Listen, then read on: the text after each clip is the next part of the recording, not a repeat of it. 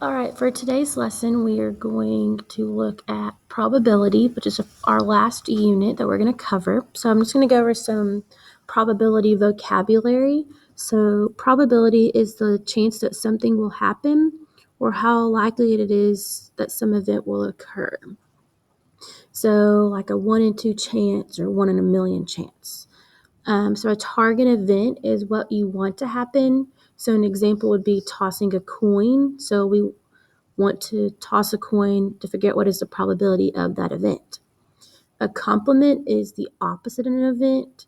It's P means probability. So the probability of event plus the probability of the complement will equal 1.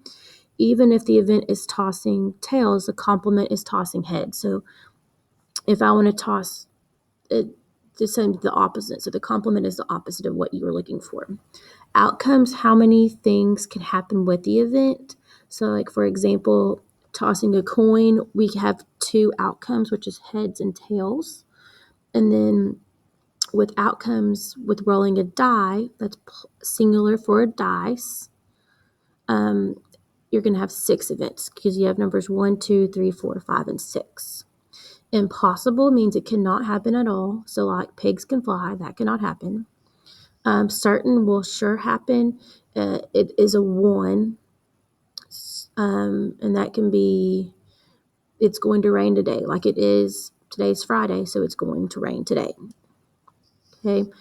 Simple event is 1 experiment with 1 outcome, so that's like rolling a dice 1 time. What is that event? Compound event is more than 1 simple experiment. So example would be tossing a coin, getting tails, and then rolling a dice. So we're doing 2 different events, so it's going to be a compound event because compound means more than 1. Then we have theoretical probability, which is the probability determined from the results of an experiment, what we expect to happen. So like tossing a coin, we expect to get heads 1 out of 2 times. But with experimental, it's the probability determined from the results of an experiment. So what really happened? So the more trials conducted, the experimental probability generally gets closer to the theoretical. So if I want to flip a coin 10 times, am I going to get heads all 10 times? No. Am I going to get it 50%? We don't know until we do the experiment. A sample space is a list of or tree diagram of everything that could happen.